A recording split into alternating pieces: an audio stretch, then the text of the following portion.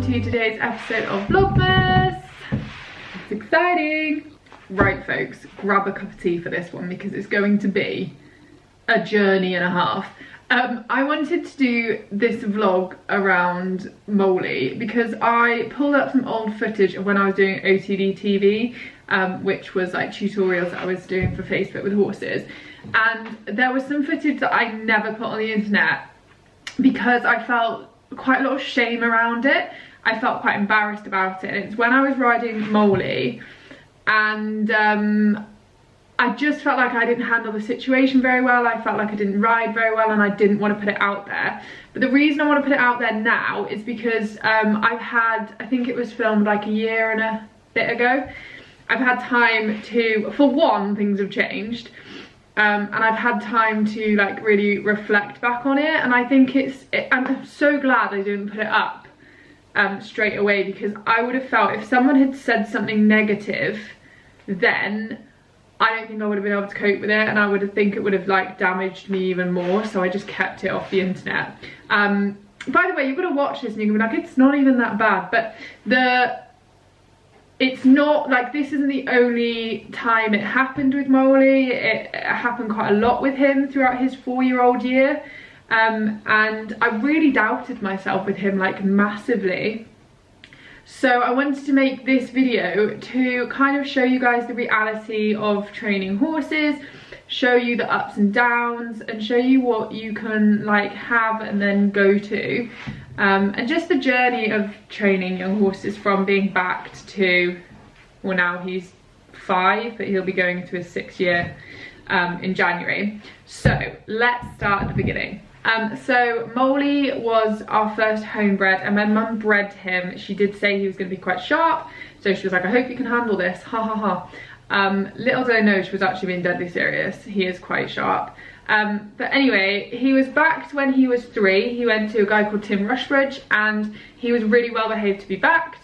Tim's really knowledgeable, he knows what he's doing, and he said like he was fine, all good. So I went and rode Zach there, and I haven't done many, or at that time I hadn't done many young horses from scratch. So Tim really helped me to understand like it's a completely different ball game, you have to ride them differently. And he gave me loads of confidence around riding Zach and Joey. So that was really good, and I felt like when I got home, even when Molly was a little bit like lit up and scared, I felt like I could handle it. But what happened, because I stopped having help with him, because I didn't feel like he was old enough to be having lessons with, things like slowly started to disintegrate, not because I was doing the wrong thing, but because my confidence was slowly starting to get less and less and less, because I wasn't sure if I was doing the right thing. So Molly tested my confidence probably the most out of any horse I've had, with like being naughty. And when I look back at the footage I'm about to show you, I used to get so down on myself, and I'd be like, you're just not riding well. And what's funny is I knew I was capable of doing it, but there was like this negative thought pattern I'd got myself into, telling myself I wasn't good enough, and telling myself that it was bad that I was nervous, instead of kind of like riding through it, having these tools, yeah, and just working through it. So first up, let's watch the footage, and then I'll yeah, chat through it. Oh, I can explain a little bit while I walk around, can't I? So this is Molly, aka Zach, and he's a 4-year-old, and he's quite sharp. So you can see I'm not introducing him standing still. Yeah, so today I'm just going to show you what I do with him. It really does depend how he's feeling. There's another horse in the arena, and he is very reactive to other horses. He's not nervous of them, he just, I think, wants to go and talk to them, because he's been in a field with other horses all his life, so he doesn't know any different. But yeah, he's very, very talented. He's hot. He has to be kept busy. He is by Zach, Blue Horse Zach, which is really cool, and he's actually our first homebred, which is nice. Don't stare out the window. Okay, so woo. I'm just going to trot him and get going. Oh God. Good boy. Good boy. Good boy. Oh, God. All right, all right, all right. All right, good boy.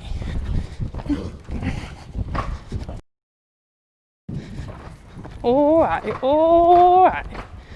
Good lad. Good lad. Good lad, good lad, good lad, good lad, good lad. Oh, no, Molly. Let's regain some control. No.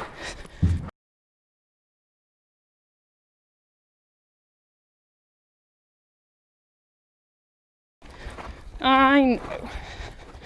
Whoa, whoa, whoa. I know, I know. I know. Good boy.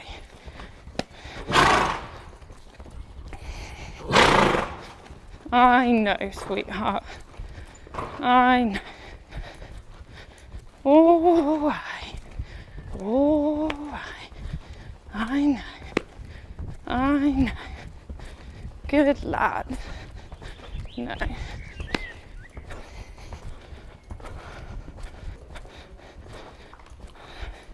It's not normally that bad. Huh? Yeah, I know, right? Bloody naughty little bumblebee. No, put a circle in and steady. Put a circle in. Good boy. That's it. That's a good lad. No, don't drift. All right, all right. All right, lad. All right, lad. Good boy. Okay, so first up, like when I watch it back, the first things I see are like what I do differently now. And I used to be quite mean on myself, but like that's the whole idea of growing, isn't it? You're meant to get better, things are meant to change, you're meant to like improve as a rider, and that's great that I have. So now I can look back at myself a year and a half and go like, I would do things a little bit differently. I would try and stay a little bit more sat up in my body. I would do more turns. I would not just keep him around the outside of the arena when he was that wound up. I'd give him things to think about. I maybe would be a little bit more bossy with him as well, because what I found out from his character is if you're kind of like, you stay the boss with him, he likes that. He likes having his hand held. He likes somebody else being in control. If you let him have full control, he got quite nervous, quite wound up, and kind of just did his own thing. The other thing as well that I think is like, I just really know what's going on in my own head, because obviously it was me. And I'm just going around thinking, oh, I'm being filmed, I'm meant to be doing a video like how to ride young horses. I don't know anything, I don't know what I'm doing. Another one of my clients is in the arena watching me, and she's probably thinking I'm silly. The camera woman's probably thinking I'm being really silly, and I was just being very negative myself. Instead of going like, oh dear, this has gone a bit wrong, let's just scrap the video and let's just like sort the horse out and just work through it. And I very much as well would really beat myself up if it went wrong in one ride. I remember, I've taken it out of the clip, but at the end I'm like, oh, I've ruined him, I've messed it up. And that just shows like what I was thinking, what was going on through my head. So yeah, been in really negative places with Molly, and that's not the only time that had happened. So after that video, Mum, who was actually away when I made that video, Mum came back and she sat with me in the arena, and she just gave me confidence to ride him through it. She would just tell me like, you're not doing anything wrong, he's just not listening to you, you know, you need to be a little bit more of the boss. She was like, look at how they are with each other in the field, like he's the dominant character, so you have to dominate him. Not in a nasty way, but like you have to be the boss because it's going to get dangerous. So she really helped me build my confidence back, and I think that's really important if you are struggling with a young horse and you're feeling very nervous, to try and get some help. I know money can be hard for people with training, but I mean, even if you can get a friend in there to be like, you know, you're doing really well, just keep going, like you're right, I feel like that makes you a lot more confident. and a lot more, yeah, it really encourages you. So that would be some of my advice that I've learned from this. But what we did here was we slowly like built everything up, and then it's not even that long, but a couple of months later he did his first show, and it was absolutely incredible. It was amazing, and I was just so shocked at how well behaved he was and how far we'd come. And do you know, it's funny, I don't think I stopped to appreciate like the big dramatic differences that happened when he was 4, like from me going around and it being a bit dodge to then me being able to get like 75% in a test. And really throughout his like 5-year-old year, it's been up and down still in different ways. I've like doubted myself, but what I did in this year, I found a really good trainer who was very good with young horses. I really respected how he is with his horses. I've watched him ride before, and I just thought, you know, that's kind of what I want to be like. That's what I want my young horses to be like. So I asked him to help me, and it was just, oh, I can't even explain to you. Finding the right trainer is like everything. It's just everything to getting where you want to be. And I know it can be hard, but he has made such a dramatic difference to how we're going, and I just feel so ready and so yeah, so set for the 6-year-old year, which is really exciting.